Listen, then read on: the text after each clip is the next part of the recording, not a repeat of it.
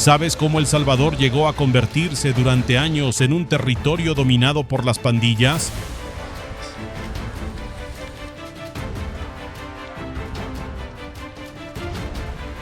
La respuesta no está solo en las calles, sino en los despachos del poder. Todo fue consecuencia directa de políticos que gobernaron por décadas sin escrúpulos, sin amor por su pueblo y con una ambición desmedida. Señor vicepresidente, usted y su gobierno tienen un oscuro y cobarde pacto con las maras.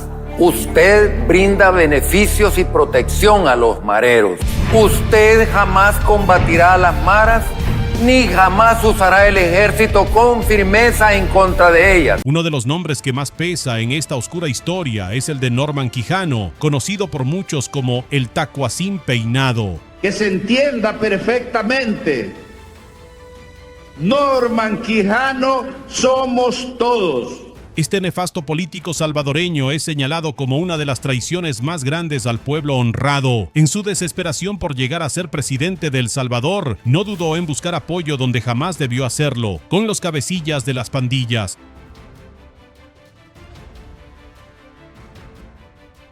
Según las investigaciones, se sentó a negociar con criminales, ofreciéndoles decenas o incluso cientos de miles de dólares a cambio de votos y control territorial. Le voy a hacer la pregunta también. ¿Hay videos donde Norman Quijano haya negociado con pandillas?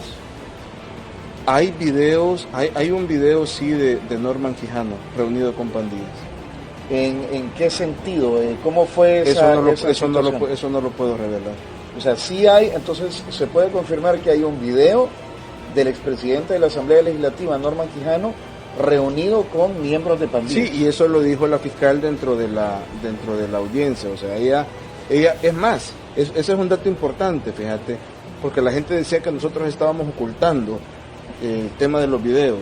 Vendió la seguridad del país por ambición personal. Aún así, su plan fracasó, no logró su cometido, pero el daño ya estaba hecho. Las pandillas se fortalecieron, se organizaron y se volvieron más violentas que nunca.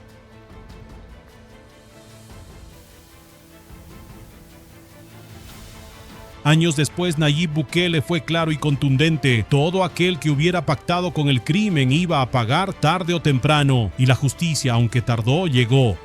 Así como hemos combatido frontalmente a las pandillas, con toda la fuerza del Estado y con todas las herramientas legales que podemos, sin titubear en ningún momento, así también iniciaremos una guerra frontal contra la corrupción. Así como desplegamos fuerzas de seguridad del Estado y acorralamos a los pandilleros hasta llevarlos a la cárcel, así también actuaremos con los delincuentes de cuello blanco, vengan de donde vengan. Al ver la gravedad del asunto y saberse acorralado, Norman Quijano decidió huir. Se dio a la fuga como lo hacen los cobardes, tratando de escapar de las consecuencias de sus propios actos.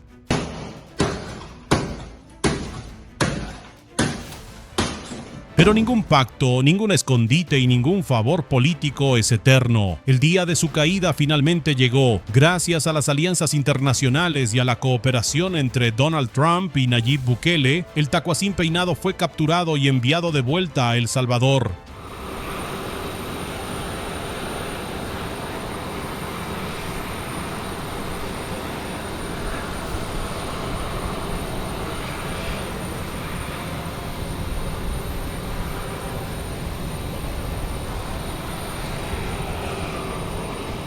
Hoy ya no luce como aquel político prepotente de años anteriores. El hombre que regresa no impone respeto ni poder. Regresa un anciano derrotado, acabado, irreconocible. La persona detenida debe ser informada de manera inmediata y comprensible de sus derechos y las razones de su detención, no pudiendo ser obligada a declarar. Su garantía se garantiza al detenido. El Tacuacín Peinado ahora es un Tacuacín sin peinado, sin poder y sin protección, pero que su apariencia no engaña a nadie. Sus delitos son graves. Se le señala por asociaciones ilícitas, es decir, por vínculos directos con pandilleros. Y ese delito en El Salvador se paga caro.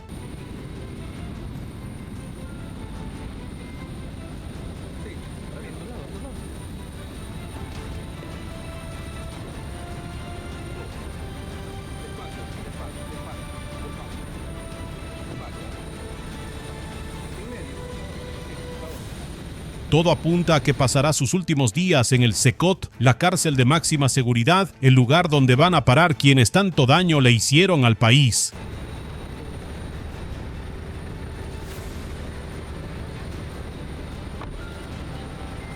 Estos políticos fueron los arquitectos del terror. Ellos permitieron que las pandillas crecieran, se armaran y se apoderaran de comunidades enteras. Por sus decisiones, miles de salvadoreños perdieron la vida. Y no son solo acusaciones al aire. Incluso sus propios compañeros han confirmado que esas reuniones con pandilleros sí existieron.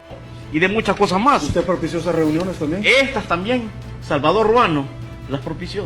Y las propicié en el marco de lo que el primer gobierno del FMLN dijo. Un ejemplo claro es el caso del exalcalde de Ilopango, Salvador Ruano, quien al revelar información sobre estos pactos fue silenciado para siempre. Desde el año 2012, su administración se volvió polémica tras la filtración de un video donde supuestamente se veía al alcalde y al diputado Ernesto Mason sosteniendo una conversación con pandilleros de la 18 y MS, acto condenado por el mismo partido Arena.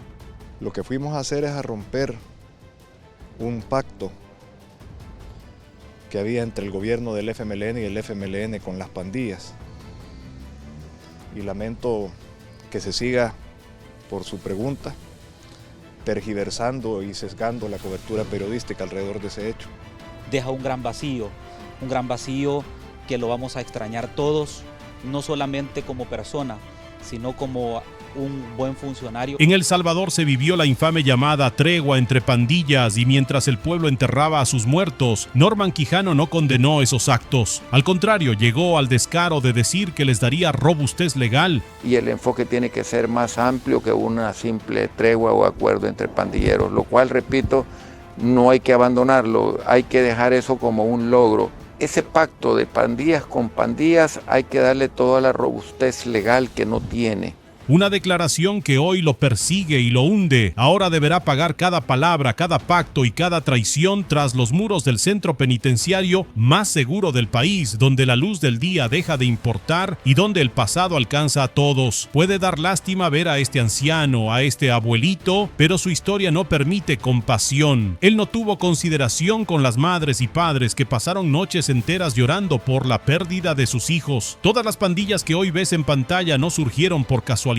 Se formaron gracias a las malas decisiones de políticos corruptos, de sinvergüenzas que prefirieron apoyar al crimen antes que al pueblo honrado. Nunca les importó el dolor de los salvadoreños. Hoy la historia empieza a escribirse de otra manera. El Salvador ya no es tierra de pactos oscuros ni de políticos vendidos. La justicia puede tardar, pero llega, y cuando llega no distingue cargos ni edades. El tacuacín peinado cayó y con él cae una parte del pasado que tanto sufrimiento dejó. Que esto sirva de advertencia: quien pacta con el mal termina pagando el precio más alto.